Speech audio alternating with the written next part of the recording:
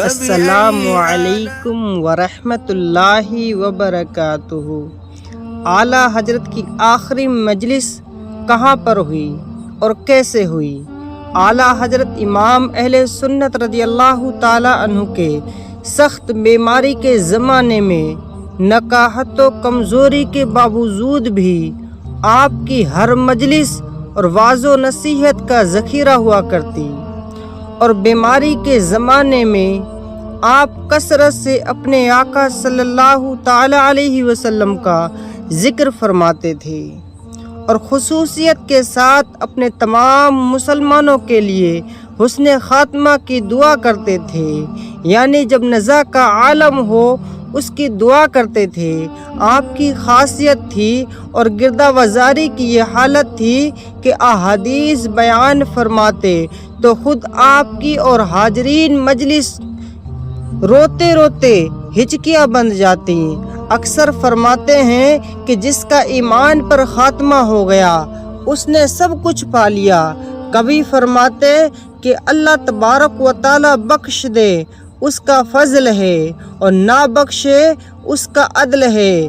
ایک دن لوگوں کا کائنات اقدس پر طلب ہوا اور طلب فرمایا، اور دین و ایمان کو بچانے کے سلسلے میں ان کو سخت تاکید اور نصیحت فرمائی۔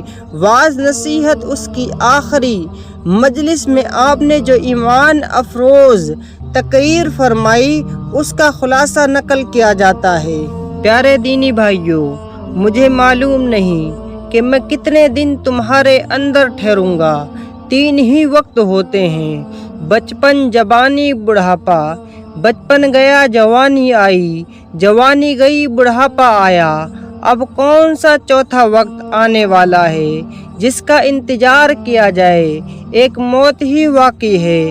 اللہ تبارک و تعالی قادر ہے کہ ایسی 1000 مجلسیں عطا فرمائے اور آپ سب لوگ ہوں اور میں آپ لوگوں کو سناتا رہوں، مگر بظاہر اب امید اس کی نہیں۔ اے لوگو، تم پیارے مصطفیٰ صلی اللہ تعالی علیہ وسلم کی بھولی بھیڑے ہو، اور بھیڑیں تمہارے چاروں طرف ہیں۔ وہ چاہتے ہیں کہ تمہیں بہکائیں اور فتنے میں ڈال دیں، تمہیں اپنے ساتھ جہنم میں لے جائیں۔ ان سب سے بچو اور ان سب سے دور بھاگو۔ کون ہیں وہ لوگ؟ دیوبندی، رافضی، نیچری، قادیانی، یہ سب فرقے بھیڑ ہیں اور تمہارے ایمان کی طاق میں ہیں۔ ان کے حملے سے بچو، ان کے حملوں سے بچو، اور ہمیں سخت بچنا چاہیے ان کے حملوں سے۔ حضور صلی اللہ علیہ وسلم اللہ رب العزت جل جلالہ کے نور ہیں۔ حضور صلی اللہ تعالی علیہ وسلم سے صحابہ اکرام رضی اللہ تعالی عنہم اجمعین روشن ہوئے۔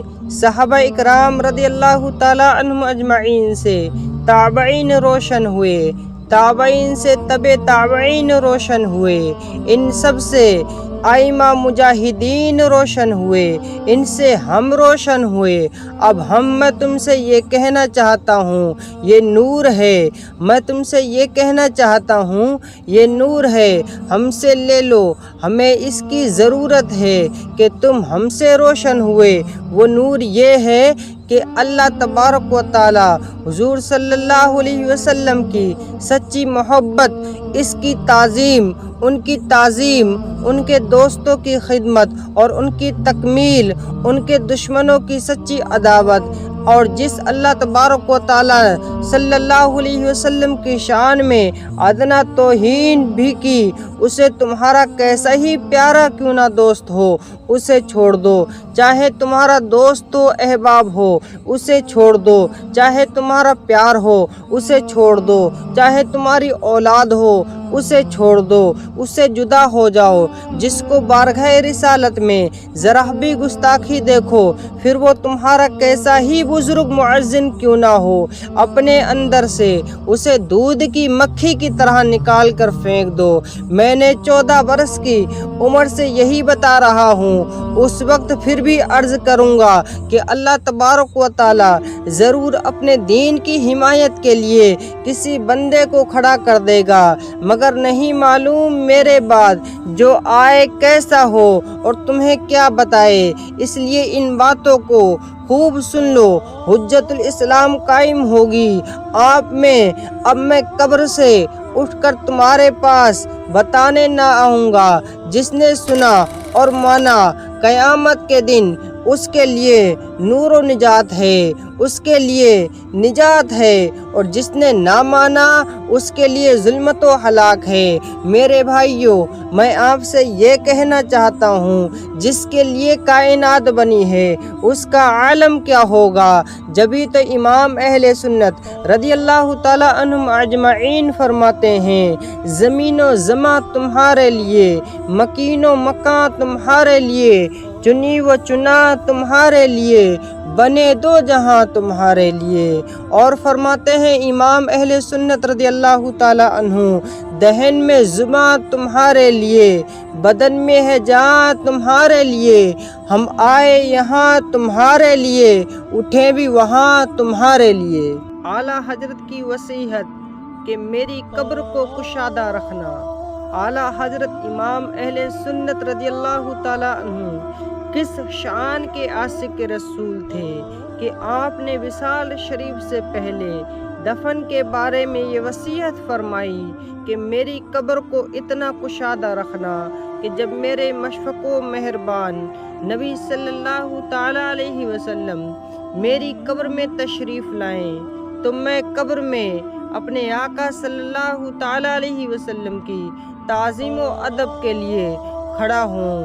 حضرات، اعلیٰ حضرت امام اہل سنت رضی اللہ تعالی عنہ گویا دنیا والوں کو یہ بتانا چاہتے ہیں کہ جب دنیا میں محفل میلاد وغیرہ میں ہم اپنے آقا صلی اللہ تعالی علیہ وسلم کی محبت و تعظیم میں کھڑے ہو کر الصلاۃ والسلام پڑھتے ہیں، جب قبر میں میرے آقا صلی اللہ تعالی علیہ وسلم تشریف فرما ہوں گے، میں کس قدر میں لیٹا رہوں گا۔